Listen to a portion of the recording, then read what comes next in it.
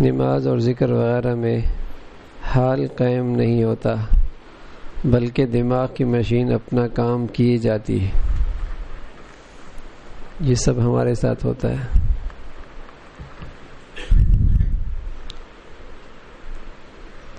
کہ ہم نماز پڑھ رہے ہیں، مشین اپنا کام کر رہی،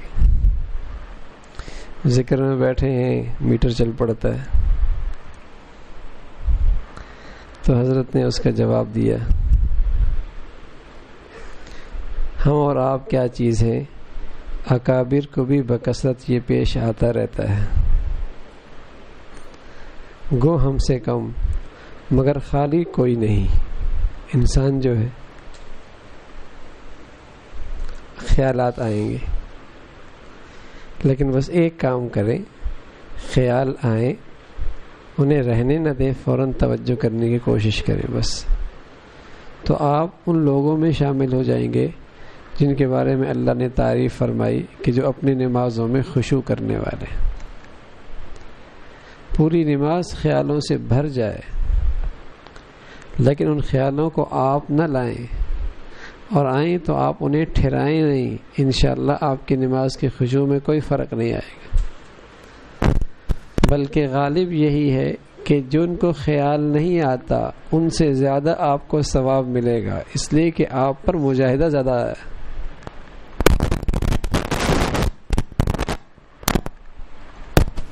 مجاہدہ زیادہ ہے، تو یہ چونکہ عام طور پہ بات پیش آتی ہے کہ خیالات آتے ہیں، تو ایک تو ان خیالات کے بارے میں یہ سمجھ لیں، دوسرا اگر انہیں آپ اہمیت دیں گے تو شیطان بولیں گے میں اپنی سازش میں کامیاب ہو گیا، اسے اہمیت ہی نہ دیں، اسے کھول کے پھر بند کر دو۔ اللہ کی ذات سے امید ہے کہ ان کے اندر کمی ہو جائے گی۔ ہم اور آپ کیا چیز ہیں؟ اکابر کو بھی بکثرت یہ پیش آتا ہے، گو ہم سے کم مگر خالی کوئی نہیں۔ اگر بقصد ارادہ نہ ہو تو اس میں ذرا بھی نقصان نہیں، انشاءاللہ تعالی قدر اس فکر رکھنے سے اور نماز پر توجہ کرنے سے، تھوڑی سی عادت ڈالنے سے اس میں بہت فرق بھی جلدی آپ محسوس کریں گے۔ یعنی کوشش تھوڑی سی ہو کہ یہ خیال نہ آئے، خیالوں کی طرف توجہ نہ ہو، تو اللہ کی ذات سے امید ہے بہت فرق آ جائے گا۔ تو پریشانی کی بات نہیں، خیالوں کا آنا ٹھہرائیں نہیں۔ اور اس کا ایک آسان سا طریقہ یہ ہے کہ نماز شروع کرنے سے پہلے جب آپ سنتیں پڑھتے ہیں تو ان میں سنتوں میں یہ نیت کر لیا کریں، اے اللہ، اس میں حاجت کی نیت، اے اللہ مجھے نماز خشوع والی نصیب فرما۔ اس کا وقت نہ ہو تو 1-2 سیکنڈوں کے لیے دل میں دعا کر لیں، اے اللہ نماز خشوع والی نصیب فرمائے۔ 2 منٹ ہوں بیٹھ گئے، دلی میں دعائیں کرنا، اللہ اپنی توجہ والی، دھیان والی نماز نصیب فرما۔ اتنا بھی کریں گے نا آپ، روز اپنی نماز میں ترقی محسوس کریں گے، روز ترقی محسوس کریں۔ تو اللہ کی ذات سے امید ہے جس چیز کا اللہ نے ہمیں ذمہ دار بنایا ہے وہ ہماری طاقت میں بھی رکھا ہے، ہمارے بس میں ہے۔ جتنا ہمارے بس میں ہے اللہ نے کہا بھی اتنا، جو نہیں بس میں وہ نہیں ہے۔ اب خیالوں کو بالکل روک دینا یہ ہمارے بس کی بات نہیں ہے، جیسے آنکھوں سے آنسو نکالنا یہ ہمارے بس کی بات نہیں ہے۔ اس لیے اللہ نے توبہ کی قبولیت کے لیے یہ شرط نہیں لگائی کہ آنسو نکل آئے، یہ نہیں لگائی۔ اور رونا اللہ نے قبولیت کی علامت نہیں بتائی، قبول وہی ہوگا جس کو روئے گا، کس نے کہا ہے؟ بس میں نہیں ہے۔ ہاں جو بس میں وہ کرو، بس رونے کی شکل بنا لو، اپنی طرف سے خیالات لاؤ نہیں۔ ہاں یہ بس میں، تو جو بس میں ہے قبولیت اسی پر ہے، کامیابی اسی پر ہے، سعادت اسی پر ہے۔ اور جو چیزیں بس میں نہیں ہیں ان پہ پکڑ بھی نہیں ہے۔ ایک صحابی حضور کی خدمت میں کہا، یا رسول اللہ ایسے ایسے خیالات آتے ہیں آپ کے سامنے ان کو زبان پر بھی نہیں لا سکتا۔ تو اللہ کے رسول نے فرمایا، انہیں پسند فرماتے ہیں آپ؟ اللہ کے رسول زبان پہ نہیں لا سکتا، کہاں پسند کرتا ہوں؟ فرمایا بھائی یہ تو بڑی ہے، ایمان کی علامت ہے. تو خیالات سے وہ بھی خالی نہیں. کیسے کہ خیالات آ گئے لیکن ہمارے اختیار میں نہیں ہے نا. تو ایسے ایسے خیالات کے صحابی کہہ رہے زبان پہ نہیں لا سکتا. تو خیالات کے آنے سے کوئی بھی خالی نہیں بھائی، بڑوں بڑوں کو آتے ہیں. ہاں یہ کوشش کرے کہ اپنے ارادے سے، اپنی چاہت سے، اپنے قصد سے ان خیالات کو لائے نہیں. جیسے حضور نے فرمایا نا، دل کا بھی زنا ہوتا ہے، آنکھ کا بھی زنا ہوتا ہے، کان کا بھی زنا. دل کا زنا کیا ہے؟ کہ کسی کے خیالات لائیں اور اس کی لذت لی جائے، یہ دل کا زنا ہے. یہ دل کا زنا ہے. خیال آیا، جھٹک دیا، دماغ کو کسی اور کام میں مشغول کر دیا. سبحان اللہ، اس جھٹکنے پر بھی اسے نیکی کا ثواب ملے گا. یہ ایسے ہی ثواب ملے گا. گناہ کرنے لگا تھا، پوری طاقت رکھتا تھا، اس گناہ سے بچ گیا، کتنی بڑی نیکی ہے. تو خیال آیا، موقع آیا گناہ کا، لیکن اسے جھٹک دیا، ثواب مل گیا. یہ ایسا ہی ہے جیسے ایک اندھا ہے اور ایک بینا ہے. بینا بدنگاہی کر سکتا ہے، نہیں کرتا، نیکی ملے گی. اندھا وہ تو دیکھ ہی نہیں سکتا، وہ کہتا ہے میں نے اپنی آنکھ بچا لی، کوئی ثواب ملے گا؟ خیال آیا ہی نہیں، ہٹا لیا تو کون سا کمال کیا. خیال آیا، جھٹک دیا، کمال. ایسا ہی جیسے کہ بینا تھا، بدنگاہی سے اپنے آپ کو بچا لیا.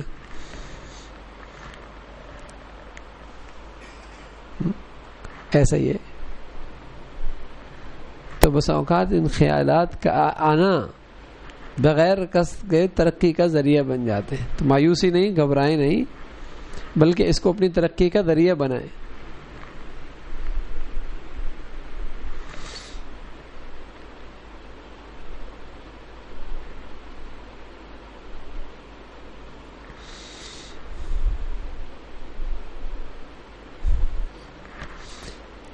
جس قدر یکسوئی کے واسطے کوشش کی جاتی ہے، اسی قدر اور خیالات اور وساوس کی زیادتی ہوتی جاتی ہے. جتنی کوشش کرتا ہوں نا کہ خیال جمع ذکر میں، اتنا وسوسے زیادہ آتے ہیں. اب کیا کیا جائے؟ فرمایا یکسوئی کے حصول کے لیے سرسری توجہ کافی، بس تھوڑی سی توجہ بھی کافی. تو اسی کی برکت سے آہستہ آہستہ بڑھتی چلی جائے گی. نماز میں کوئی خیال نہ، اور خیالات زیادہ آنا شروع ہو گئے، ٹھیک ہے نا، بلکہ انہی خیالات لانے کے اندر ہی ساری توجہ جا رہی ہے. تو سرسری توجہ بھی ہوگی انشاءاللہ. اس کی برکت سے آہستہ آہستہ خیالات میں کمی آئے گی. اور میں نے آسان طریقہ بتا دیا، عمل سے پہلے تھوڑی سی دعا کر لو، اللہ ان خیالات کو روکنے میں بھی میری قدرت نہیں ہے، تو میری مدد فرما لے.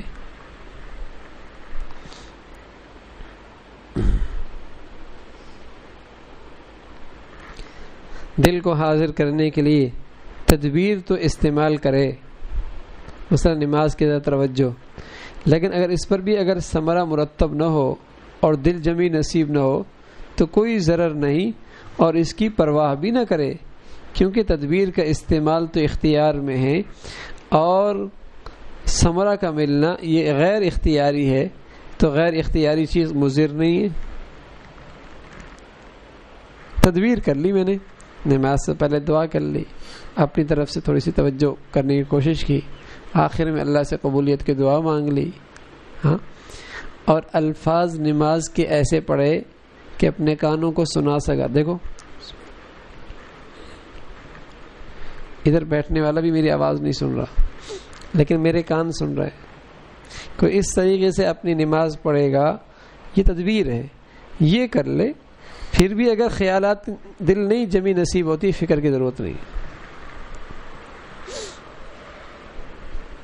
4 چیزیں عرض کر دی. نماز سے پہلے دعا ہلکی سی، نماز اس طریقے سے پڑھے کہ اس کے کان سنے. سبحان ربی الاعلی جب پڑھ رہا تو کانوں کو سنائے، عظیم کہہ رہا تو کانوں کو سنائے. بس اوقات آدمی اتنے زور سے پڑھتا ہے ساتھ والے کی نماز خراب ہو جاتی، گناہگار ہوگا، گناہگار ہوگا. اتنے طریقے سے پڑھے، صرف اس کے اپنے کان سنے، کانوں کو اپنے الفاظ کی طرف متوجہ کرے. اس لیے کہ دماغ بیک وقت دو چیزوں کی طرف تو متوجہ نہیں ہوتا. سنائے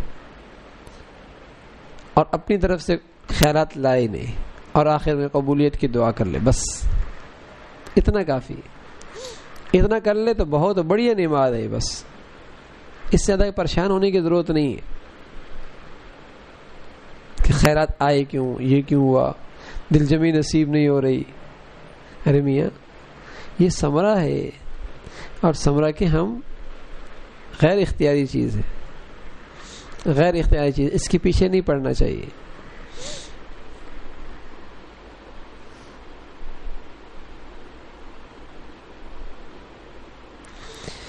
فرض نماز میں خاموش کھڑا رہنا پڑتا ہے، یعنی امام کے پیچھے، اس لیے خیالات منتشر رہتے ہیں.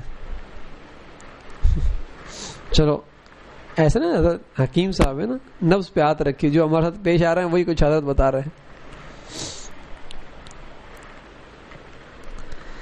چلو بھائی، نفلی کے اندر، سنتوں کے اندر تو ہم نے وہ کر لی جو آپ نے بتا دی ہے. فرض کے اندر کیا کریں؟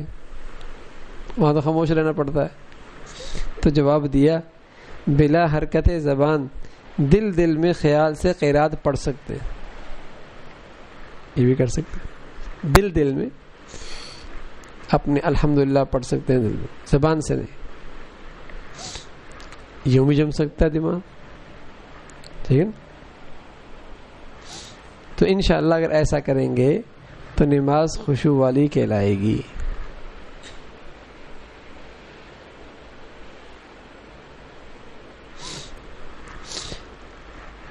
سکون کے دو طریقے ہیں. ایک یہ کہ نفس کو تمام خیالات سے خالی کیا جائے. یہ دشوار ہے کیونکہ نفس رات دن میدان خیالات میں گشت لگانے کا عادی ہے. نماز میں نفس بالکل ہر قسم کے خیالات سے خالی ہو جائے، ایسا نہیں ہوگا. 24 گھنٹے تو ایک میدان میں گھوم رہا ہوتا خیالات کے، تو کیسے خالی ہوگا 5 منٹ کے لیے، 10 منٹ کے لیے. دوسرا یہ کسی خیال میں لگا دیا جائے، مثلا مرنا ہے اور اپنے اعمال کا حساب دینا ہے. تو اگر یہ چاہتے ہیں کہ اپنے نفس کو خیالات سے پاک رکھیں 24 گھنٹے کی زندگی میں، اچھے خیالات آئیں، تو اس کا طریقہ یہ کہ بجائے خالی رکھنے کے یوں کریں کہ اسے اچھے خیال میں لگا دیں. اور سب سے اچھا خیال کیا؟ اللہ کی نعمتوں کا تصور، مرنے کے بعد کی زندگی، اللہ کے انعامات کو سوچنا، اللہ کے احسانات کو سوچنا.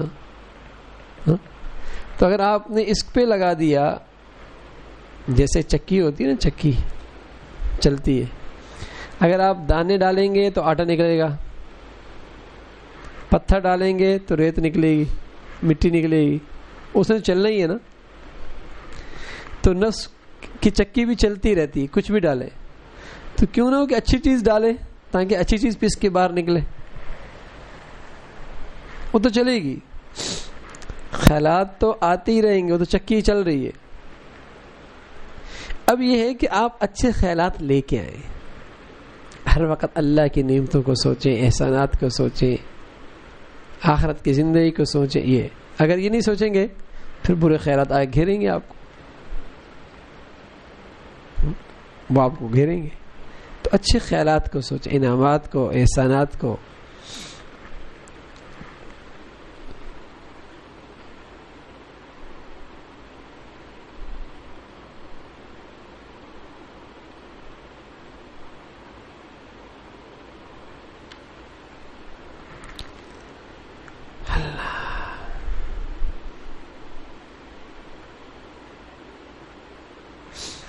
بلا ضرورت سامنے والے کو سخت الفاظ سے خطاب کرنا ناپسندیدہ ہے. ہاں ضرورت کے وقت جائز ہے، جیسے قل یا ایھا الکافرون. ہاں اس میں کافروں کی امیدیں ختم کر کے سختی کے ساتھ کافر کہہ کر ان کو خطاب کیا گیا، اے کافروں، ٹھیک ہے نا. لیکن بلا ضرورت نرم سخت الفاظ استعمال نہیں کرنے چاہیے، نرم الفاظ استعمال کریں. ہاں جہاں ضرورت ہے وہاں اس کی گنجائش، ورنہ عام طور پہ نرم زبان، نرم الفاظ، اچھے عنوان سے بات کی جائے اور اچھے انداز سے مخاطب کیا جائے تاکہ اس کا فائدہ زیادہ ہو.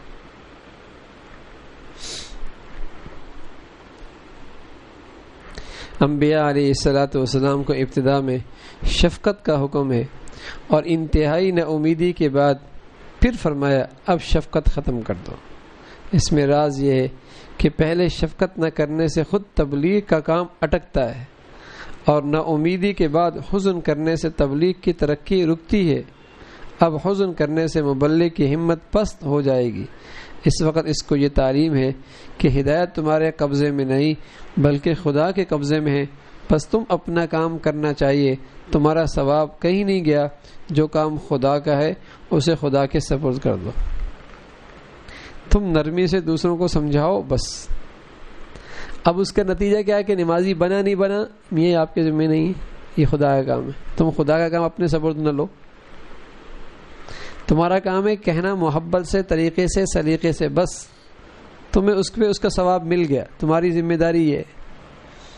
اب وہ ٹھیک ہو جائے یہ ذمہ داری تمہاری نہیں ہے، اس کو اپنی ذمہ نہ لو، یہ اللہ کی مرضی ہے۔ ٹھیک ہے؟ تو اس سے کیا ہوگا؟ نا امیدی کی جڑ کاٹ دی۔ ابھی نا امید ہوتا ہے یار میں اتنے عرصے سے کہہ رہا ہوں یہ مانتا ہی نہیں ہے۔ ارے میاں تمہیں کس نے کہا کہ تم نے اسے منوانا ہے؟ تم نے تو طریقے سے کہنا ہے،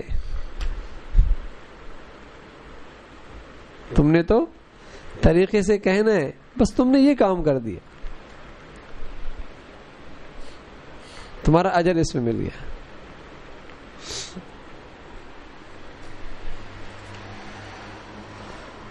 اللہ تعالیٰ اپنے دشمنوں کے واسطے بھی یہی تدبیر اختیار کرتے ہیں کہ مٹھائی میں کونین لپیٹ کر دیتے ہیں، اس لیے حکم ہے حکمت کے ساتھ بات کرنا، اخلاق کے پرائے میں اعمال کی ترغیب دینا۔ اللہ بھی مٹھائی کو کونین میں لپیٹ کر دیتے ہیں، کڑوی بات بھی اللہ میٹھے عنوان سے دیتے ہیں۔ تو اسی طرح ہمیں بھی کسی کو اللہ کی طرف متوجہ کرنا ہے تو اخلاق کے پیرائے میں، اچھے انداز میں، اس سے وہ قریب آتا ہے۔ اور سب سے زیادہ تبلیغ کا ذمہ ہمارا مستحق کون ہے؟ گھر، جہاں ہم اپنا سارا غصہ نکالتے ہیں، سارا غصہ۔ باہر والوں کے لیے نرمی سے تبلیغ ہے اور گھر والوں کے لیے ڈانٹ کر، وہی ایسا کر دیا، پیالی ٹوٹ جائے ڈانٹ کر، ارے میاں باہر نرمی تو گھر میں اس سے زیادہ نرمی، کیا وہ انسان نہیں ہے؟ وہ انسان نہیں ہے؟ نرمی کے ساتھ تو جو بات نرمی سے بنتی ہے وہ گرمی سے نہیں بنتی، گرمی سے نقصان ہوتا ہے، نقصان۔ عام طور پہ یہ شکایت آتی ہے کہ یہ بیٹھتے بھی ہیں، سنتے بھی ہیں، گھر میں وہی کرتے ہیں۔ تو میں کہتا ہوں صرف سننے سے نہیں ہوتا، پوچھنے سے بھی ہوتا ہے۔ یہ پوچھتے نہیں ہے نا، صرف طبیب نسخے بتا دے، اعلان کر دے، اس سے صحت تو نہیں ملتی۔ صحت تب ملے گی جب طبیب کے پاس پوچھیں گے میں نے کیسے کھانی ہے دوائی، تب پورا فائدہ ہوگا۔ لیکن لوگ سمجھتے چونکہ اسپتال سے ہو کے آتا ہے اس لیے اس کو صحت مل ہی جائے گی، حالانکہ صرف اسپتال کے پاس جانا کافی نہیں، طبیب سے نسخے لکھوا کر پوچھنا بھی استعمال کیسے کرنا ہے، تب بات بنتی ہے۔ تو ضروری چیز ہے، لوگ دیکھتے ہیں جب اللہ رب العزت نے ہمیں دین سے ایک نسبت نصیب فرما دی تو پھر تو اور زیادہ دیکھتے ہیں، ہم سے اور زیادہ پر امید ہو جاتے ہیں، امیدیں رکھتے ہیں۔ اب اس کی طبیعت میں، اخلاق میں بڑا فرق آئے گا، اب اس کے مزاج میں بڑا فرق آئے گا۔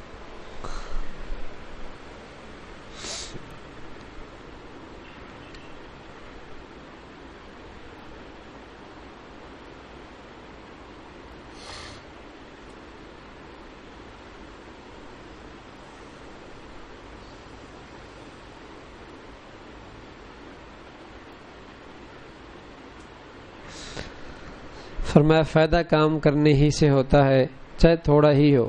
دو چار آدمی مل کر بھی اگر یہ طے کر لے کہ انشاءاللہ ہمیں اپنے گھر کا ماحول بنانا ہے تو اللہ کی ذات سے امید ہے اس تھوڑے سے بھی بہت جلدی ماحول بدلنا شروع ہو جائے گا۔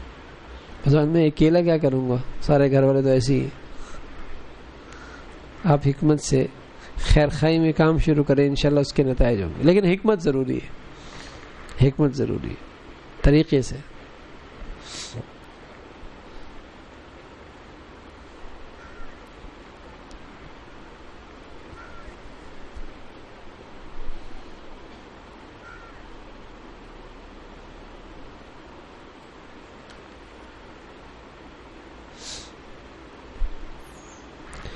حضرت شاہ عبد القادر رحمۃ اللہ علیہ کی نظر ایک شخص کے دوران واز ایک شخص پر پڑی جس کا پیجامہ ٹخنوں سے نیچے تھا، مگر شاہ صاحب نے واز میں تو اسے کچھ نہیں کہا۔ بس بات ختم ہوا تو سب لوگ چلے گئے تو آپ نے اس شخص سے فرمایا، بھائی میرے اندر ایک عجیب عیب ہے جس کو تم پر ظاہر کرتا ہوں، وہ یہ کہ میرا پاجامہ ڈھلک کر ٹخنوں کے نیچے پہنچ جاتا ہے، اور اس کے متعلق حدیث میں سخت وعید بھی آئی ہے۔ اس کے بعد آپ نے سب وعیدیں بیان کر دی، پھر کھڑے ہو کے فرمایا، ذرا دیکھنا میرا پاجامہ ٹخنوں سے نیچے تو نہیں۔ اس شخص نے شاہ صاحب کے پیر پکڑ لیے اور کہا، حضرت آپ میں تو یہ عیب کیوں ہوتا، یہ مرض تو مجھ نالائق میں ہے۔ یہ خیر خائی ہے، یہ حقیقی خیر خائی۔ سب چلے گئے، وہ اکیلا اور اپنے سے کئی درجے چھوٹا، لیکن پھر بھی اس کو کس طریقے سے کہہ رہے، کس طریقے سے سمجھا رہے۔ ہاں؟ یہ حکمت، یہ مصلحت، یہ اخلاق، یہ ہے۔ جیسے مریض اپنا ہو اور واقعی مریض ہو اور دوائی اس کے لیے بہت ضروری ہو، تو کس طریقے سے آپ دل سوزی کے ساتھ اور کتنی ہمدردی کے ساتھ آپ اسے دوائی کھلاتے ہیں۔ بچہ ہی میرا ہو اور وہ بیمار ہو اور دوائی کی خوراک اس کے لیے ضروری ہو، تو کتنی دل سوزی کی دوا کھلاتے ہیں اور کتنی تدبیر کرتے ہیں۔ گود میں لے لیتے ہیں، گلے سے لگا لیتے ہیں، سینے سے لگا لیتے ہیں، پہلے بیٹا بیٹا بیٹا بیٹا کیا کہتے ہیں، اور پھر اس کے منہ میں دوائی ڈالتے ہیں۔ محبت ہے نا، اور دل سوزی بھی ہے۔ اسی طرح اگر واقعی محبت ہے، کسی گناہ گار کی سے تعلق ہے اور چاہتے ہیں کہ اس کی برائی ختم ہو جائے، تو کتنی دل سوزی کی ضرورت ہے اور کیسی حکمت کی ضرورت ہے۔ اللہ کی ذات سے امید، اگر اس کا کچھ حصہ بھی کرنے لگ جائیں گے نا، تو اس کے خوبصورت نتائج آپ دیکھیں گے، اس کے اثرات دیکھیں گے۔ تانا نہیں، رسوا کرے نہیں، ذلیل نہ کرے۔ ڈر یہ ہوتا ہے اگر ایسا کریں گے وہ بچ جائے گا، کل میں اس میں مبتلا ہو جاؤں گا، اس سے وہ برائی نکل جائے گی، میں اس برائی میں مبتلا ہو جاؤں گا۔ کسی کو تانا نہ دے، کسی کو شرمندہ نہ کرے۔ غلطی کس سے نہیں ہوتی، لیکن ہو سکتا ہے وہ توبہ کر کے مجھ سے بہت آگے نکل جائے، اور میں اس کی اس غلطی پر اسے رسوا کر رہا ہوں، ہو سکتا ہے میں اس میں مبتلا ہو جاؤں۔ اللہ بڑا کریم ہے اور بڑا بے نیاز ہے۔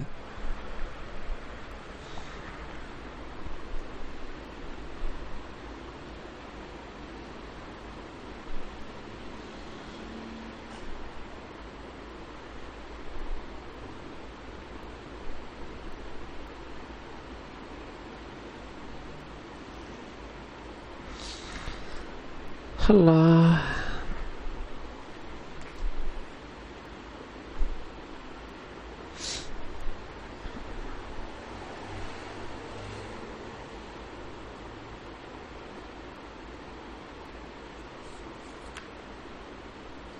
اللہ رب العزت نے مجاہدے کی توفیق دے رکھی ہے تو سمجھ لیں انشاءاللہ اللہ تک ضرور رسائی ہوگی، کیونکہ مجاہدے پہ رسائی کا وعدہ ہے، اور وعدہ خلافی اللہ کے ہاں اس کا کوئی احتمال نہیں۔ جس کو اللہ نے مجاہدے کی توفیق دے دی کہ مجاہدہ کر کے گناہ سے بچتا ہے، ہمت کر کے گناہ سے بچتا ہے، تو پھر وہ مطمئن ہو جائے کہ اسے اللہ نے اپنے بنانے کا فیصلہ کر لیا، اس لیے کہ یہ وعدہ اللہ کا ہے، یہ وعدہ اللہ کا ہے، ٹھیک ہے نا۔ جو مجاہدہ کر کے ہمت کر کے کام کرتا ہے، تو اس پر اللہ کا وعدہ ہے کہ اس کو ہم اپنا تعلق ضرور دے دیں۔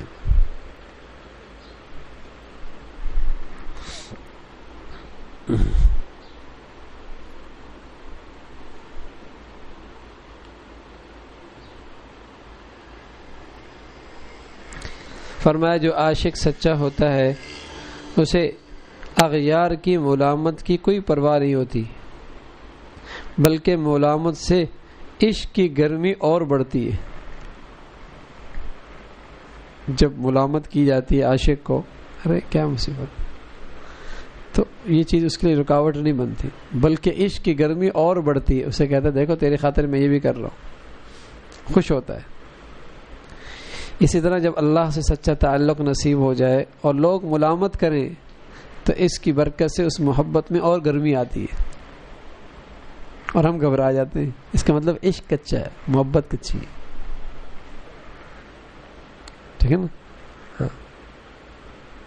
اس ملامت سے تو اور گرمی بڑھنی چاہیے.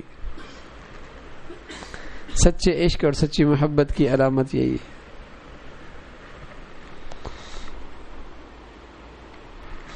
اور شاک ہر مشکل سے مشکل کام کے لیے تیار ہو جاتے ہیں، کیونکہ وہ سمجھی ہوئی ہیں کہ ہمارا کام تو طلب ہے اور اپنی ہمت کے موافق عمل شروع کر دینا، آگے پورا ہونا نہ ہونا ہمارے قبضے میں نہیں، یہ تو اسی معشوق حقیقی کے قبضے میں ہے. تو اللہ کی مرضی، ہم تو اپنی کوشش پوری کر رہے ہیں.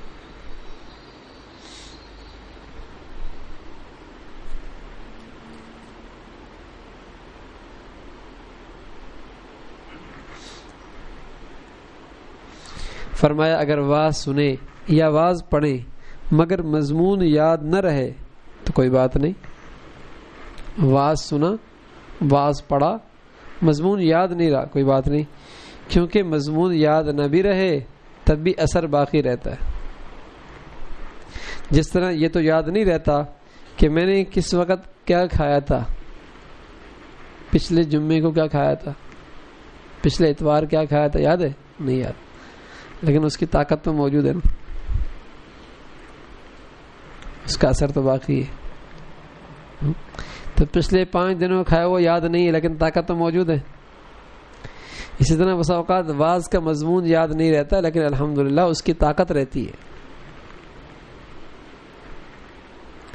بلکہ ان غذاؤں کا جو اثر ہے یعنی قوت ہے وہ باقی رہ جاتی ہے. اس لیے اس سے پریشان نہ ہو گیا مجھے تو یاد ہی نہیں رہتا. میاں سنیں گے، بیٹھیں گے، انشاءاللہ اس کی تاثیر ضرور اندر آئے گی.